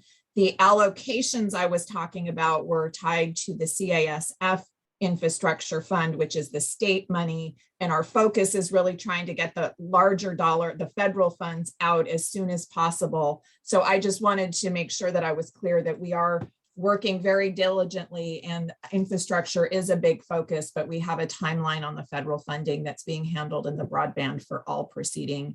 And then the legacy funds for CASF, the state funds, are handled through the other proceeding. And again, please reach out to our staff or to my office, but I just wanted to make sure that there's two different streams for the funding going on. So I hope that helps clarify the question you had earlier, Sarah. Thank you, Commissioner. All right, other questions or comments from any of the members of the council? All right, not seeing any. We will move on to our last presentation this morning prior to opening up for public comment. Again, a reminder to anybody that has public comment, when we get to that portion, you can raise your hand and be recognized, or you could send your question to the email address that was mentioned earlier, and we will repeat that again as we start the public comment process. Moving on to our next update, it's an action plan item really coming to life. Action item number 21 calls for the creation of a portal to enable easy access to broadband information and tools to serve as a central repository. Our Laura Sasaki, our Broadband Initiatives Manager, will present this update. Laura. Thanks, Russ. Good morning, everyone. The Broadband for All portal is the result of the executive order and then the subsequent Broadband for All action plan. And Russ actually covered a couple of the items on this slide, which is that it's really here as a central hub and repository for folks to come and learn about everything going on with Broadband for All in California. So it has a page with mapping and speed testing, resources and toolkits for implementation and planning for broadband, sample plans and best practices, digital skills training tools, and information on affordable internet offers for devices, as well as state and federal funding that's eligible. So with that, you're gonna have to bear with me for a moment. I'm gonna switch over to the portal itself. So give me just 1 second. And Laura, while you were doing that, I think you had another slide about, expected users. And it really, as we had shown that earlier slide about the stakeholders, really, the first iteration of the Broadband for All portal is for, the Broadband Council, the statewide partners, the local and regional partners, the school districts, all of those organizations that are aligned working on Broadband for All, and also focusing on individual users. But also we're sensitive to and acknowledge that individual users impacted by the digital divide, may not necessarily at this point be going to a website to get information about how to get that. So that was this first iteration to speak to the alignment and collaboration that's necessary for all those working on Broadband for All. And sorry, Laura. No, that's perfect. Thank you. So this is our landing page. This site was developed with the amazing Office of Enterprise Technology web team and the Office of Broadband and Digital Literacy with some of our other partners. So the homepage, when you first land here, really has the framework of Broadband for All, and as the overarching principle that we are working towards, including all of the broadband initiatives. So that includes the Broadband for All Action Plan, the Middle Mile Broadband Initiative, and the Last Mile and Adoption programs. Each of these cards here links out to an internal page, and then for the Middle Mile Broadband Initiative, that jumps off into CDT's MMBI site, and the Last Mile Adoption Program page goes out to the CPUC's broadband programs. We have some information about broadband availability in California, essentially that 1 in 5 Californians don't have broadband services, and then the investment that California and the Newsom administration is making in bringing broadband to all Californians. We've got some background information on Broadband for All. And that just kind of gives the history of how we got to where we are today, including information on the council. The navigation on the left kind of summarizes where we are. The executive order, Broadband for All Action Plan, information on SB 156, and a little bit about the portal itself. We have areas for some trackers, and these are just for accountability. And as we talked about earlier in the presentation today, just kind of tracking where we're at with Broadband for All. So with the executive order, we have the executive order items, and then knowing that they've mostly rolled up into the action plan, we also map those over to the action plan item that they correspond to. And we have another tracker for action plan progress. This has all 24 action items. We will not scroll through all of those this morning, but it has a summary of what the action plan is. If you're just dying for more information, you can click on the about the more, and it gives you the pop-out version of that. Lets us know who the key parties working on this are, and then the status once it's been completed or if it's in progress. Some areas for partners. These are our Broadband for All partners, folks working towards Broadband for All. We have an area for planning. And this is going to hopefully grow and expand exponentially as we iterate on this portal, but we have a lot of broadband planning resources. There's toolkits, there's best practices for folks to kind of identify where they are in the process, get an idea of what other successful programs have looked like.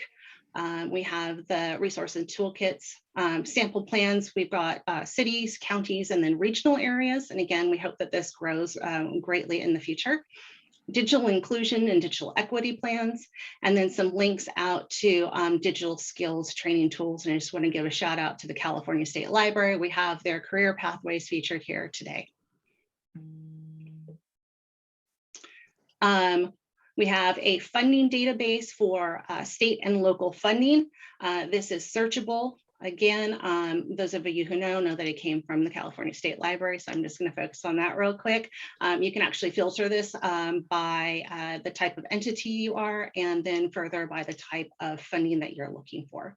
And again, we have another pop-out that has additional information and links out to where folks can go to learn more about or actually apply for those programs. The affordable service programs, this is something that's really exciting, and it's available both in the partners menu and also to residents and individuals. So if they need help, maybe they can actually go and work with some of these partners. We've partnered up with Everyone On and the California Emerging Technologies Fund for this service. So I'm going to put in a zip code and click on Find Offers. And I'm going to click some of these items that may apply to my household. What it does is it brings up offers that are available specifically in your zip code. We focus and feature the Affordable Connectivity Program. Again, this is part of the promotion for our ACP and making sure that there is awareness around the program and information available. And then it links out to additional service provider offerings. And in many cases, the ACP may actually zero out the cost of these low cost offers. So it's really important that folks look at that as they're looking for affordable offers. Sorry to make you seasick here, but we also have device offers a little bit further down the screen. This takes you out to participating providers that have low cost offers for devices. And then last but not least, we have our partner organizations that link out to all of the organizations that we are working with on Broadband for All. This is a very long page right now. Again, it will probably be expanded out and in the future, but this includes Broadband Council members, consortiums, MPOs, and other partners that we're working with. And I don't want to neglect, we also have links out to the CPUC's interactive broadband map and speed testing for folks to either contest speeds tests in their area, or they can also, this is the page for that, or they can also run a speed test at home. There are a variety of options for downloading that and running that for a wireline test. So thank you for bearing with. I know that we're a little bit over time, but wanted to get through that. And that is concludes our presentation on the portal. So open to questions. Perfect. Thank you, Laura. That is amazing progress. I want to thank you and the team for all of the effort that you put into that. It's great to see that coming to life. So for the council members, anybody that has a question, again, please raise your hand. We'll start with Secretary Tong. Yes, thank you, Director. I just want to express how, I don't even know what the word is, but this is amazing, amazing progress. And thinking that, there's so many effort out there. And then we did hear from the community that, there's a confusion of who's doing what and how of these middle mile, last mile adoption and broadband council, how does all connect together. So the challenge was put forward to the Office of Digital Broadband and Digital Literacy to say, hey, how can we pull all of this coming from an end user aspect, someone that doesn't need to know all of these acronyms yet can go to a central place to look for information and totally understand that this is a version 1. And in the spirit of getting something out there rather than, timely, rather than waiting for perfection, this is just amazing, amazing work from when the task was given to you all, the challenge was given to you all, to what you guys are able to demonstrate. I'm just so pleased with the progress and very much looking forward to what is to come. And I mean, what is already out there, it's already amazing. So thank you so much, team. Thank you, Secretary Tong. Thank you, Secretary. Commissioner Hawk. Yeah, I just wanted to echo, this is really, really impressive. And I'm looking forward to adding the link to this page to our broadband page and my website so people can access it. This is just very, very impressive. So thank you for all the work on this. Thank you very much. Thank you, Commissioner. Any other comments or questions for Laura? All right, with that, thank you very much, Laura, for that presentation. And thank you to all the presenters today. There was an immense amount of information, lots of work going into the preparation for this to provide that information out to the public. So thank you again. As a reminder, this information will be posted out on the website for people to pick up later. So again, thank you. We will now move into the public comment period. And Jules, if you will take over and facilitate that process, I would appreciate it. Certainly. Again, in order to allow everyone who'd like to make a public comment to do so, we respectfully request public comments be no longer than 2 minutes per entity and one person per entity. For those on the phone who would wish to make a public comment, and again, this is only for those on the phone, please email or text CA Broadband Council at state.ca.gov. Again, CA Broadband Council at state.ca.gov with the phone number from which you are calling and indicate that you would like to make a public comment. we'll go ahead. We did have one submitted public comment from Lori Searles. I don't see her here. If she could raise her hand, that would be great. And if she's a phone person, we'll catch her at the end. And her public comment was basically about certain geographical areas only having one broadband option and feeling that it's a monopoly and wanting to know what the plans are to address the situation. We will go ahead and attach that public comment to the meeting recap and transcript. For Zoom, if raising your hand, and as Chair Nichols mentioned before, it does take a couple minutes or a couple seconds for Catherine to unmute you. A box will pop up that says the host would like you to unmute. When you see that box, please go ahead and unmute. Catherine, could you please unmute Kelly Stevenson? Thank you. I apologize to the last presenter if this was mentioned already, but will that portal be made available to the public? Yes, it will be. Okay, but not at this time. Scott, did you want to speak to that real quick? Yeah, I'll have it. It will be made available to the public and broadband council members and others sometime in the next day or two. And we fully welcome folks to to go through it and provide comments on how we can improve it. Perfect, thank you. I look forward to reviewing that site. Catherine, could you please unmute Mason Carroll? Again, we appreciate everybody's patience while he's goes through the process of unmuting himself. Mr. Carroll? Hello, can you hear me? Yes, we can. Oh, great. Okay. Hi, my name is Mason Carroll. I'm the lead engineer over here at monkeybrains.net. We're an independent internet service provider in the Bay Area with about 20,000 subscribers. MonkeyBrains has participated in both the Emergency Broadband Benefit Program and the CASF program, and we've seen firsthand how much benefit it's produced for our low-income customers using those programs.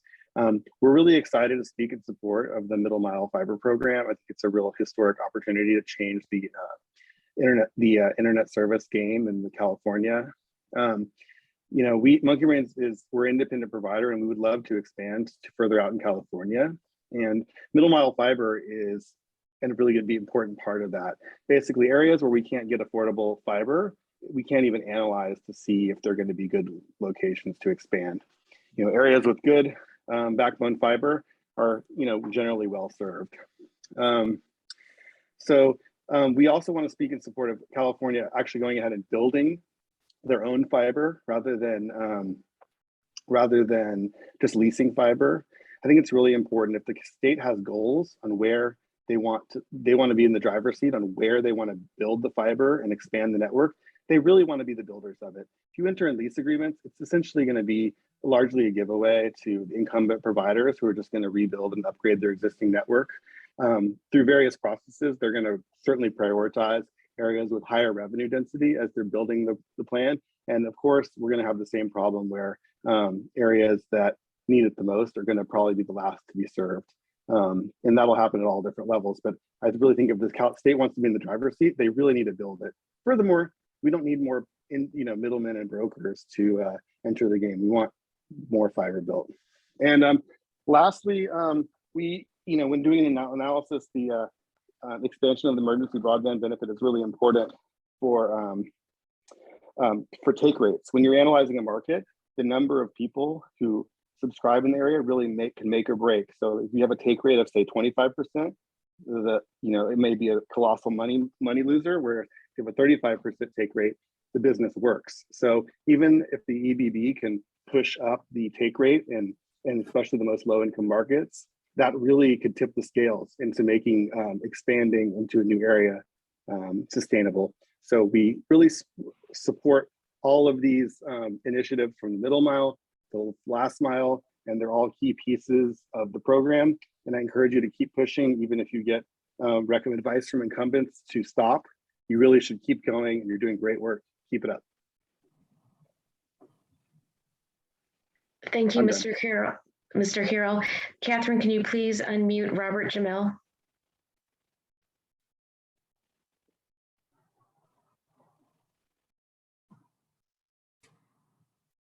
Hi, can you hear me? We can. Go ahead. Oh, fantastic. Thank you so much. My name is Robert Gamel. I'm with the California Area Office of the Indian Health Service, and I'm curious about, is there still a California Broadband Tribal Task Force as one part of my question? And the other question is, how can we point tribes toward resources regarding their underserved tribal locations if they want to engage with looking at those maps and making sure they're represented?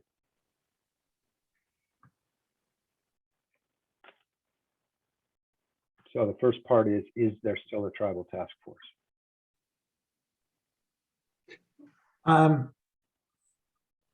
I will answer this question and say that, knowing how important it is, connectivity on tribal lands, that the Office of the Governor's Tribal Advisor, in concert with some of the other Broadband Council members, developed last year the first ever California Tribal Broadband Connectivity Partnership Summit to really, convene folks, albeit during COVID, it was online and there were some constraints there, but a significant number of the tribal leaders and government folks, bringing them together with, Broadband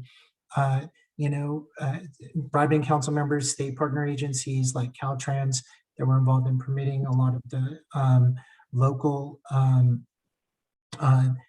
folks and federal agencies to connect them to funding. So there is a huge commitment to tribal connectivity and engagement. Along this, I see, it looks like my partner from, colleague from PUC, Jonathan, did you want to comment on this? Catherine, if you can unmute Jonathan Lackritz, please.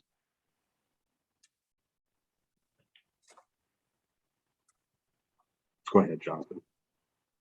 Yes, thank you. Thank you for the question. We would welcome, at the California Public Utilities Commission, we have had a tribal technical assistance program for about 1.5 years or 2 years, and it's an opportunity for tribal nations to seek funding for technical assistance as they consider their options to meet the broadband needs. And we would welcome an application, and we're happy to discuss that with you further. And also, as Commissioner Houck pointed out earlier, the Commission recently approved the Local Area Technical Assistance Grant Program, which will make additional money available to tribal nations to assist with developing solutions for broadband needs. And I will put my information on our website. In addition, I will put into the chat my email address, and you can feel free to contact me. Actually, chat is disabled.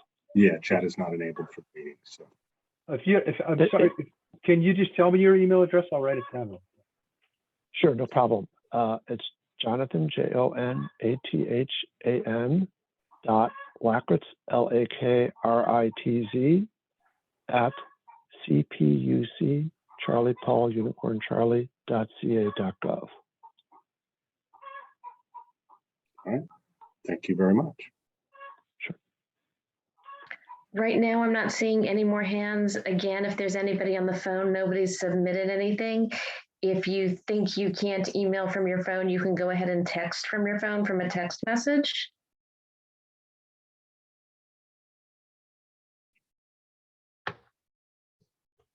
Is there anybody else on Zoom who'd like to make a public comment? I think that's it for right now. There is a public comment box on the website for anybody who wants to make one at any time. So I'll throw it back to you, Chair Nichols. All right. Thank you very much, Jules. At this point, any of the committee members have additional questions or comments to offer at this point?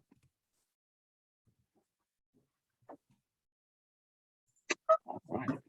Well, thank you very much, everyone, for attending today. Thank you for the patience as we work through this new tool and new format for the first time. I do really appreciate all of the effort that went into the presentations, the content that was provided, and your willingness to struggle through that tool with us as we become more and more comfortable. Thank you again, and we will be conducting the next meeting. Actually, Scott, do you have that date? I just lost it off of my. Yeah, it's in Jules. May 25th. There you go. It's May 25th. And also want to let people know that what wasn't shown on the portal is that there's a meeting tracker section at the bottom of the portal page where you can find information on when the next Middle Mile Advisory Committee, Broadband Council meeting, and other events are going on as well. Thank you very much, Scott. My screen froze there for a moment. Those are on the website. We appreciate all the interest and support and everyone attending today. And with that, we will adjourn this CBC meeting. Thank you very much, and we look forward to seeing you next time. Thank you.